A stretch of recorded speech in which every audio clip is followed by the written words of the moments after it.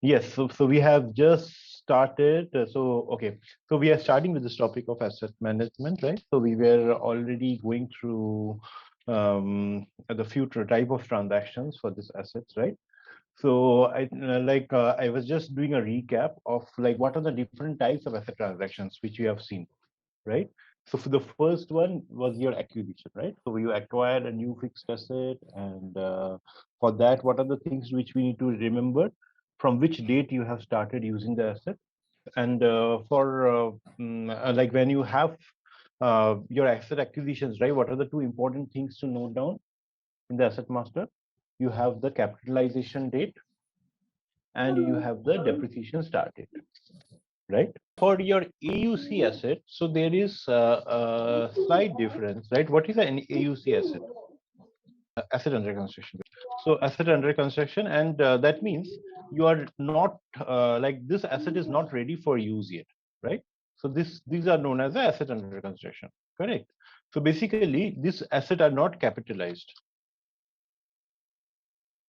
and they don't depreciate as well. Why? Because they are not put to use. So that's the reason they don't depreciate, right? So these are the characteristics of asset under construction. Okay. So now, if I go back to this one, okay. So where do we define the asset under construction? So what do we need first to define any asset? First, you need the asset class. So which defines the type of asset. Now we have told that we are defining, let's say, a AUC asset, right? So how will you define that? So let's go to asset class the same way. So you can enter the asset. We don't go to the lean implementation. We just go for the normal one. Here we define asset class over here. Okay. So our company code was WD01, right? You see.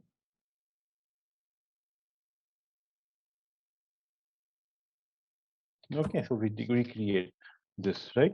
The other things which you have already seen, right? Well, maybe we'll just put it at the moment here. And let's use a number range. We'll use a different number range as well for the AUC asset. The main important part for the AUC asset is this one. Okay, so whenever it's not an AUC asset, the first line will be ticked, which is no AUC or summary management of AUC. And there can be two types of AUC asset. Okay, one which is used as an investment measure. Investment measure means what?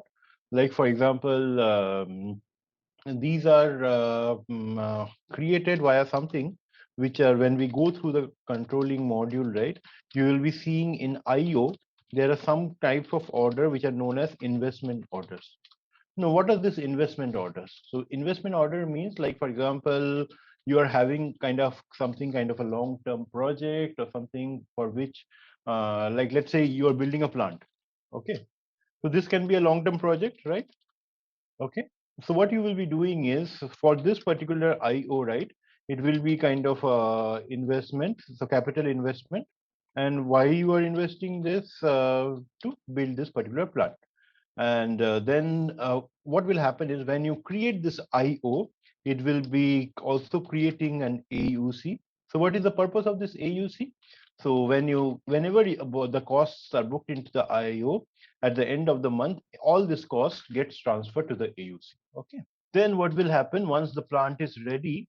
You settle, like fully settle the AUC to a fixed asset.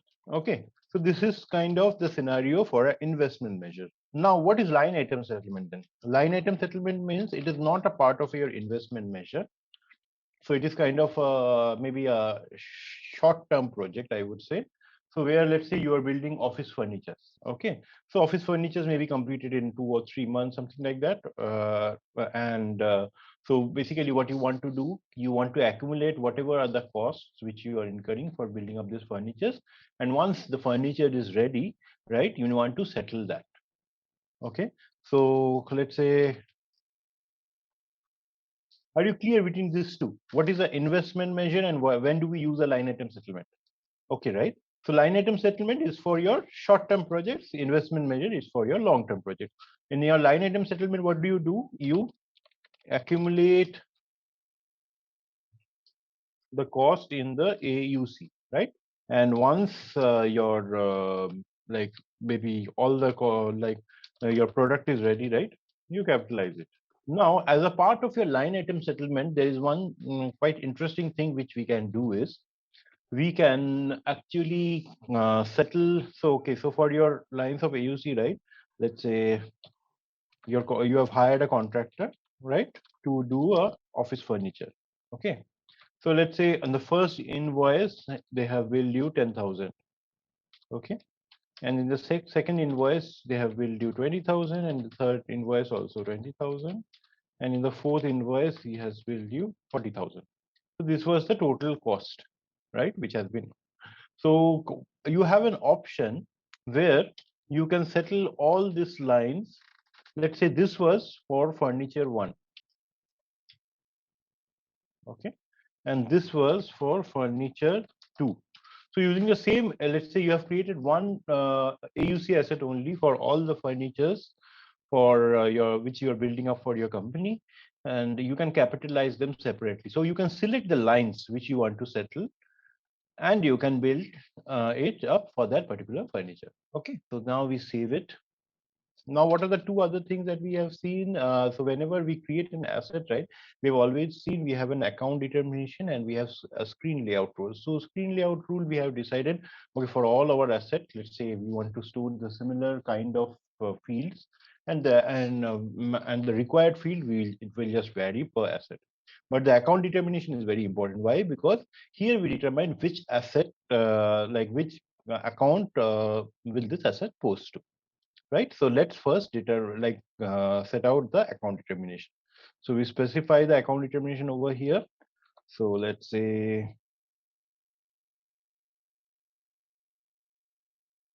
for machineries as a short-term project only we are doing. When we go to the IO, we will do the long-term projects like how you create investment orders and all this stuff. Okay. So here we have just created one short like AUC asset account determination. So now what we can do is, okay, so if I have set up any account determination, I need to also check if my accounts are existing or not. So under my fixed assets, you would have seen, do we have any AUC asset? Yes, we have one AUC asset. And now, will the AUC asset have any accumulated depreciation? No, right? Because the AUC asset are not ready for use yet, right? So you cannot depreciate them, right? So that's the reason what we do is for the AUC asset, we only have defined the APC account only. Okay. So now what we will be doing is we go back to our asset class integration with the general ledger. And here we assign our GL accounts, AO90, which was the step that we have done for the other asset classes. Okay, so in this, right, what we do is under account determination, let's find our one, which was AUC, right, WD01 AUC. Okay, so under this, right, if we go in, we can see the balance sheet account APC is there. So here let's specify 1501, which is our AUC asset. That's it. So now, do I need to specify anything in the depreciation? No. Why? Because the AUC asset won't depreciate. But how do you specify that the AUC asset won't depreciate? Is there any particular way? Because in the depreciation area, right, you need to enter some depreciation key, which defines how the asset value will change over time, right? So let's have a look in there. Okay, so here we had already specified here. Now we determine the depreciation areas in the asset class. Okay, so for any asset, first of all, you have to specify, you have to have some depreciation areas, right? Because that is like that is a mandatory part of your asset. So under WD01 AUC, let's say we have two depreciation areas. So we use them, yes, we continue to use them, but we'll see what do we define as the depreciation key for the AUC asset. So for the depreciation key, right, there is a standard SAP depreciation key, which is used for the AUC asset, which specifies there is no depreciation or no interest calculation, nothing is done for them. Okay. Is it clear? So for the AUC asset, what are the things that we need to remember? you will be having only one APC account, right? Which is your acquisition and production cost. So whatever the cost you are incurring, like at the time of creation of this particular, like at the time of invoicing for this particular AUC, so those you keep accumulating, right? And you keep accumulating into the APC account. And do we have any depreciation? No. So if I don't have any depreciation, how do I define that? In the depreciation key, you need to use this particular key 0000, which specifies that this does not depreciate. Okay, but we have seen the depreciation key is a combination of something, some of the methods, right? So let's also look into that just to be 100% sure that this particular depreciation key does not have any depreciation, right? So let's see what are the, how do they set it up. So this is the one. So you can see there is no depreciation and no interest. And in this, right, under your base method, it is specified there is no automatic depreciation. Here also, in all the methods, basically there is we specify that there is no depreciation for this, but using this depreciation key. Okay. Okay. So let's now go ahead. Let's now again go back to my asset over here. So in this AUC asset, what I will do is I will start using this particular account determination first. Okay. Now you can see there is one more number range. I prefer to use a separate number range for the AUC. Why? Because so that I can distinguish, okay, this is a AUC asset and this is a like a normal asset. So how do I define the number ranges? Same transaction AS08. Okay. So here you can define the number ranges. So let's say this, the company code is WD01, right? And we had already set up this number ranges for the fixed asset. So these are all the 7 assets that we had created. Now we set up one more for our AUC asset. Let's see.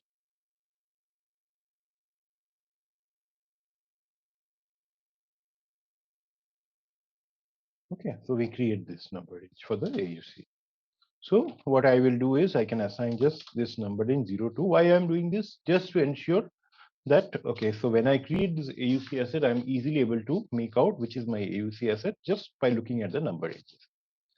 Okay, so what is the general convention, like how, like if you see most of the companies, right, they have a separate number range for the different types of asset. Okay, so that is the general convention which is followed for most of the, in most of the organizations. So that like by, and they try to relate this particular number range and the GL accounts, like those, like for example, if I try to give an example over here, so sorry, let's say your APC, like let's say you are having 3 assets we have defined, right? We have defined a vehicle asset, we have defined a plant and machinery asset, okay, and then we have defined something like a IT equipment asset, and then you have one AUC asset, right? So what generally, just to make the configuration look easier, right? What we do is, let's say if in your like book, like in your chart of account, right? If you use, let's say GL account, let's say like 5,000 is the 5,000 to 6,000 is the GL range. Let's say, yeah, is a GL range which you, let's say, use for your asset accounts, right? So what they might choose a particular range over here. Okay, so for the vehicle, let's say they will choose a range 5,100. Here they can choose 5,200. Same way 5,300. And here, let's say for the AUC, it is 5,400. Okay, so what they will do is they will define the asset account determination also based on this range, and they will have, let's say, the depreciation account at 5101 or 5, just as we have done, right, 5202. So and it can also follow, the asset numbers can also follow the similar pattern. So they will have maybe 100 for the vehicle, then maybe 200 for the plant and machinery, 300 for this one, and 4 series for your AUC. Okay, so that is the general way, and why you do that, so that by looking at the asset number you can make out, okay, what is which type of assets are we dealing with. So this will be our general convention. So when you propose to the business, right? Like when you're working as a consultant, so then you can this can be one of the kind of like I would say most used method which is followed in the different organization. So if you want, you can definitely follow the same convention even for your clients when you do the configuration for them. So now let's create an asset. How do we create an asset? It's the same transaction code AS01. So for AUC also, the transaction code to create the asset is the same. So we go under accounting, financial accounting, fixed assets, and here you create an asset.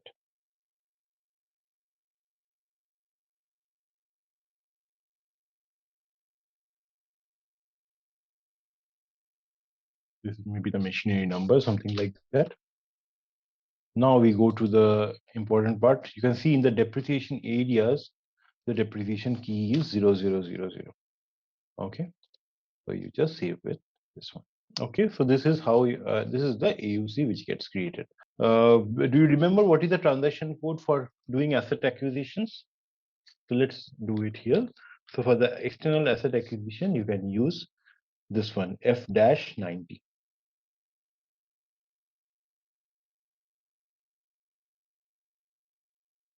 What was the asset? Be the vendor that we had used. So let's check that. So let's say we buy it from here, no problem. So we buy this particular asset. Just a minute. So we buy this asset, right? So it will be 70, and we need to put the asset code. So we have this particular 2000. We can clearly make out this is a AUC asset. So you will see that this particular document is posted. So now if I go into this asset transaction, right, AS03, the thing which you will be noticing that it is different is here. Okay, so for the plan where you can see that the external asset acquisition is here, but when you go to your posted value, generally we see the depreciation over month, right? So it is 0 for all the subsequent months. The depreciation is 0, and you can see that they're like yeah, so it does not have any useful life. So that's how the AUC looks like. Okay, let's do one more similar transaction. I will show it to you why do we need it. So this is the AUC asset, and if I want to display the document from here, so here if you want to display the FI document, you can just click over here, so it will be going. Okay, so this is what we have done the purchase. So it looks exactly similar, right? So where we had credit, vendor, debit the asset. The only difference is for the AUC, what we see is basically it does not depreciate with time. And there is one more thing that we will be defining after that, especially when we settle the AUC. So that will be also one important part. So let's do one more asset acquisition, and I will let you know what is the reason for doing that. Same way, maybe we just mentioned 12 as the date.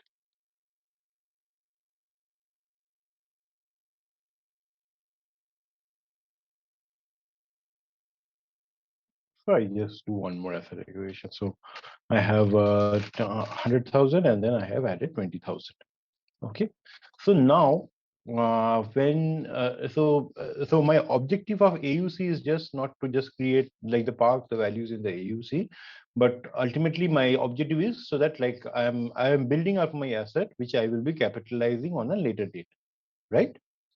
So that is the main intention of the of this AUC asset, right? So you will see, so there is this portion where you have this option to distribute and settle. So so let's understand these terms. What does this distribute mean, and what does the settle means? So if I go to AIAB, okay, so what it does is it takes me to the like we need to specify the AUC asset which we are trying to distribute. Like, so whatever the cost we have accumulated in the AUC, once it's ready to maybe capitalized, we can just do that. So in this, right, what you see is you have this two line items, right? So by this, right, by the line item settlement, what we mean is we can have a separate distribution list for each and every line item. Okay. That means I can enter, let's say, okay. So basically, we will be able to enter the kind of like the asset number where we want to capitalize for both this particular line items when we want to settle it. Okay. So this is the meaning of the distribution rule. Now, the main important and one more, and here comes basically the link between so basically whenever we are talking about settlement or maybe movement of cost from one cost object to another, right? So these are also kind of some kind of cost object, right? You're moving the cost from one asset to another, right? So then what happens is you need to have this particular CO module as active. Okay, few modules means what? It is nothing but the controlling module. Okay, so so what do we do with this, right? So as we can see, right, we have already built up our AUC. Now for your settlement, you will see this particular error message whenever you're trying to do the settlement. Like you can see, look, that the cost accounting is not active in WT01. So as a result, you are not able to move the cost from the AUC asset to your fixed asset. So how do you go about that? So we just touch upon that, like so what we will be doing today, as well as as a part of your AUC as well, we will be just setting up very basic functionalities of the CO, of the controlling module, so that we can enable the settlement functionality, and you will be able to settle those costs from the AUC asset into the fixed asset. So, tell me, what is the highest level of organization structure which is used company code? So, the same way, if we have for our CO, right, the highest, for most of the cases, I would say, the highest level of organization structure is basically your controlling area. Okay, so we just set up our controlling area over here. So the first thing what we do is we set up our controlling area. So how do I do this? So I just go to enterprise structure, the same place where we had set up all our entities for FI. So here you can see financial accounting. Below that you have this controlling.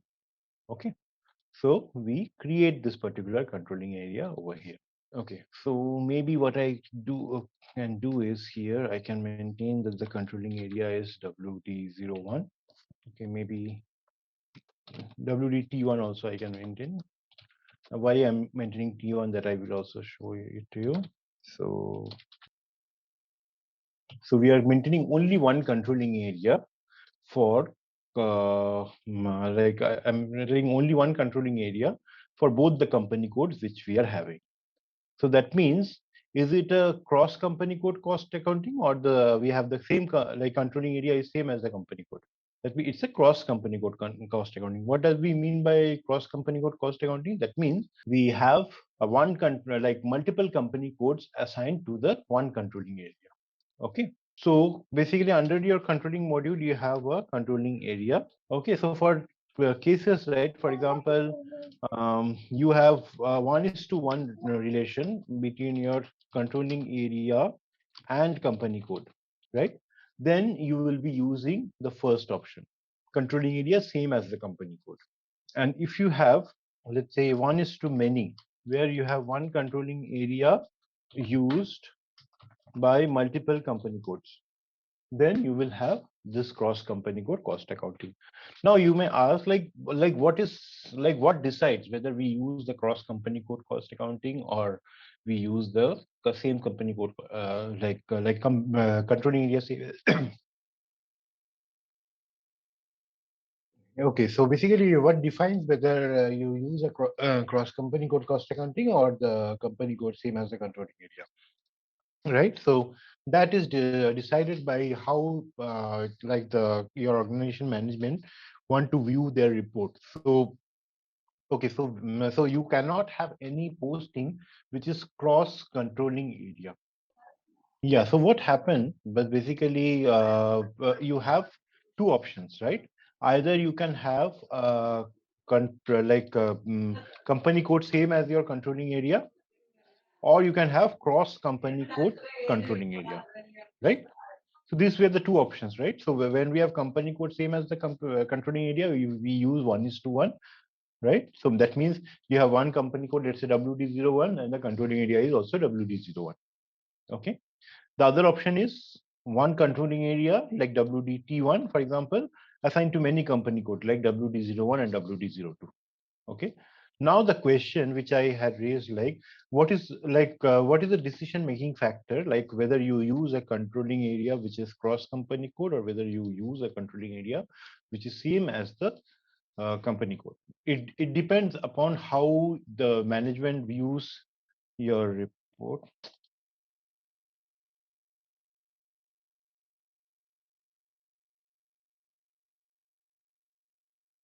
So basically we have 1:1 or 1:many, right? So now what determines, so you cannot have any posting which is cross controlling area. That means you have WDT1, you cannot have any interaction of the posting between WDT1 and WDT2. Okay. So that's why it's very important to recognize what should be like. So basically, any postings has to be in has to be enclosed in the same controlling area, right? So if your management wants to view, let's say your maybe the costs which are incurred for, let's say, under the Tata Steel, right? For example, across the different company code which it has, right, in various locations, maybe. So then what it will do is it will kind of consolidate the kind of reports from all the company codes, right? And it will view that in at one single place using this controlling area. Okay, so basically at one go, right? Like if just imagine like when you let's say it has manufacturing plants which are across multiple places, like in even in India, right? They have multiple, let's say, company which are set up for Tata Steel, right? So what they can do is they can let's say for the western region they have one, they have for the eastern region they have one, they have for the northern and the southern region they have one, right? So for all these four company code which are there, right, they can consolidate whatever are the cost bookings which have been incurred, and they get a single view of the report using this controlling area. Okay, then they can make a decision. Okay, so which are maybe in which entity or in which region they are able to have the maximum throughput or something like that. So like we are having minimum cost or maybe optimized cost and maximum kind of production. So those kinds of things they can make a call later on. So whatever analysis they need to make, it has to be under the closed controlling. So that means it has to be within one controlling area. You cannot have any postings which is from one controlling between WDT1 and WDT2 for say. So you will be only having this WDT1 controlling area, and let's say we are assigning this to two company codes. Okay, so so if we assign this to company code, that you can see WD01, what is the local currency? So that means we are having one controlling area which is containing company code which are in two different currencies, right? What we are trying to do is like let's say my management, like let's say my is located in India. Okay, but we have branches in multiple locations. Like let's say we have one branch in US, one branch in India. So what I can do is my management will view the report in INR, or it can be in any currency. Like it need not be one of these two currency. It can be any other. Let's say it can be also be euro. So in whichever currency the management wants to view the report, that is basically set up under controlling. Okay, so let's do that setup. So let's say the currency type You can have this many different currency types. So sometimes we use a group currency for consolidation. There are also sometimes companies deal with hard currency, like for example, like so they hedge the currencies at a particular rate. So those companies use a hard currency. Let's say USD they used for most of their trading. So they will always have all their controlling reports in USD. Okay. So let's say for us, right, we define very simple. So we define the controlling area currency as 20. And what is the currency which we want to use? Let's say we want to use INR. Okay. Okay. So now, so that means we have multiple company codes which are there, but the report that will be fetching, right, even for your USD company code, that will be in INR. So definitely you can understand. So there will be kind of currency valuation that will take place, like which exchange rate and all those stuff, right? So that we will come at a later stage. Now, okay, so whenever, okay, so now I told you, right? Okay, so you can have a cross company code cost accounting, which means under one controlling area, you have two, like maybe multiple company codes which are assigned. Now, is there any criteria, like maybe when, like, which defines that, okay, so only when this condition is satisfied, then only you can do this assignment of multiple company codes under this controlling area. It is this one. So basically, they need to have the same chart of accounts and same fiscal year variant. But why? What is the reason for that?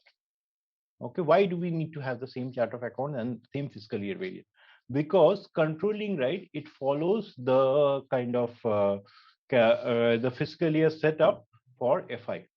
Okay, so if you are having calendar year setup for your organization, the same will be also followed for your controlling area, right? Now, why do we have the same chart of accounts? Because when we go further into controlling, we will come through some top kind of concept which is known as the cost elements. So for FI, for any booking in FI, what is the minimum things that we need? We need GL accounts, right? So in controlling, right, to do any posting in controlling, you need a minimum thing which is known as a cost element, because cost element is the carrier of the costs. So now we have seen in the under the GL account, we have two types of GL. One is a balance sheet and one is a P&L, right? So under your P&L, so if you want to use them as a in controlling, right? For example, this expense accounts you want to use under controlling. So basically, in controlling, they will be using the same account number. Okay.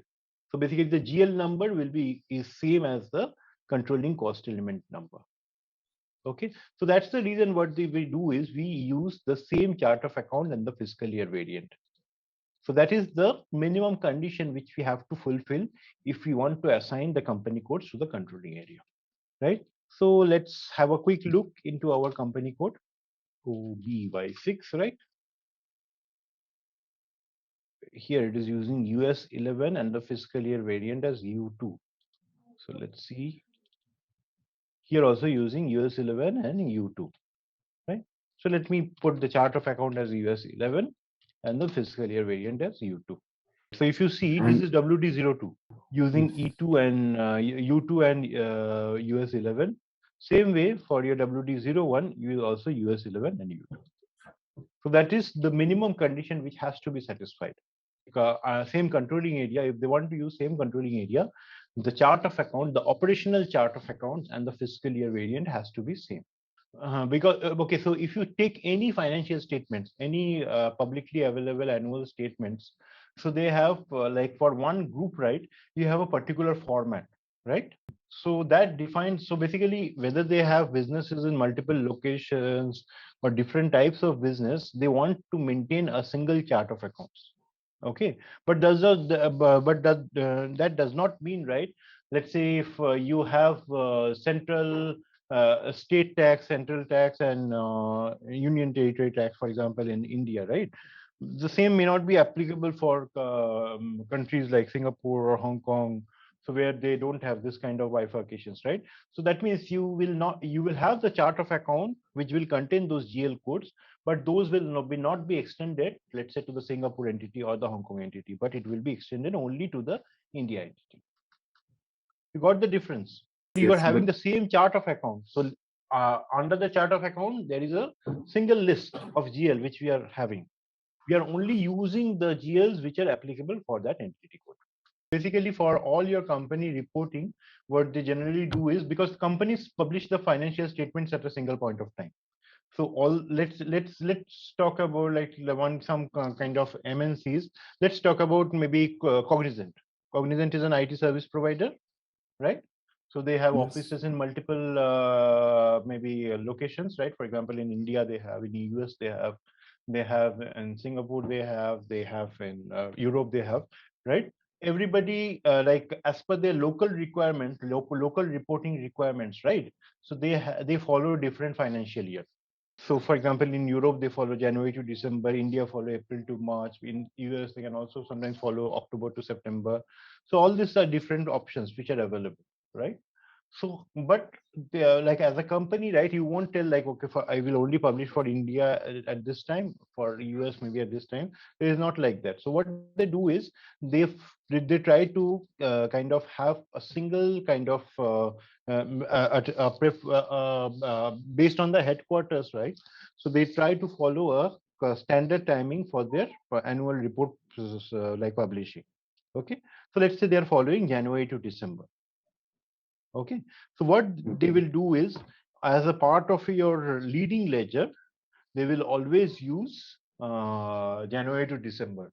But as per your local reporting requirement, which will like which you need to fulfill, right? Because if you have a company in US, they have to report in like as per the US financial year. If you have a company in India, you have to have the report in April to March. So for that, right, they have a parallel ledger. Okay, so that concept also we will come through when we do the concept of new GL. How do you achieve that? All those things we will see. Okay, so with this, right, we set up our company code. So we have set up our company controlling area WTT1, and we have used the same chart of accounts and the fiscal year variant. Okay, so what is the next step? So we need to assign, so we saved the changes already. Now we need to assign our company code to that controlling area. We have already defined it is a cross company code controlling area. Now we will do the assignment over here. So whenever you have, okay, so how do you deal with this, right? So as a functional consultant, right? So what our responsibilities is like, so we need to, okay, so you can see, so there is some errors. So what is happening is they are trying to update the database, and they are running some kind of just as we do, right? Like just imagine you are trying to do some Windows update, and at the same time you are trying to send email via Outlook. Those two cannot happen at the same time, right? So that is what is happening. It's very important to know the concept behind when do we use controlling area and when do we use same company code controlling area, and then the cross company code controlling area. Okay, that part is very much clear. Okay, now hopefully it should be done. And even in your like if you have some entities which are in like for example L&T Infotech, right? So mostly their operations are limited to India, right? Okay. But still what they do is they have separate entity codes which are set up in different cities.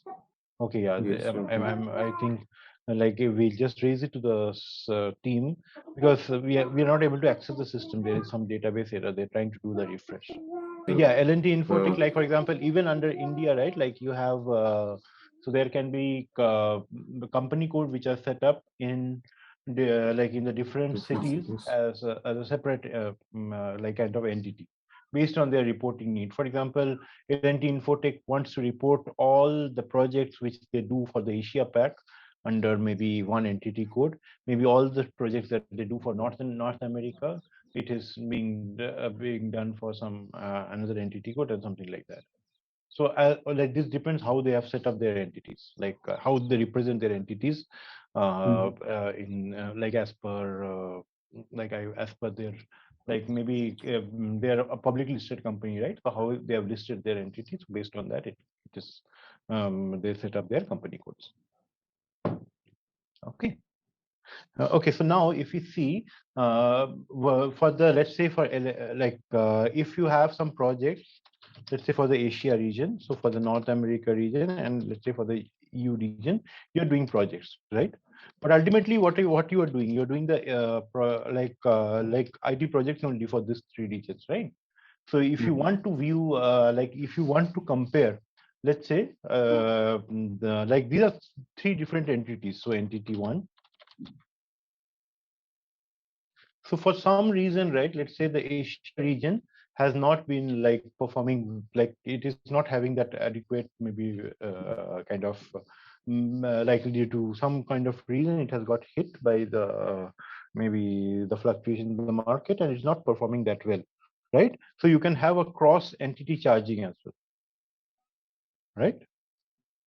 So if you do not have a controlling area which is same, right, you cannot do that cross entity charging. Then it will be treated kind of two different like so, and also it makes sense, right? If your management wants to view like how much is entity revenue which we have gained from all these three regions.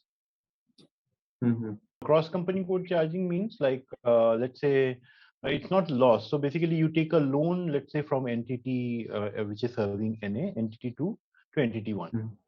So it depends how the company has structured their loans in between. So for this kind of refinancing arrangement between the entities, right, either it can be done at a very minimum interest rate, or they can do it without any interest rate based on the company policies.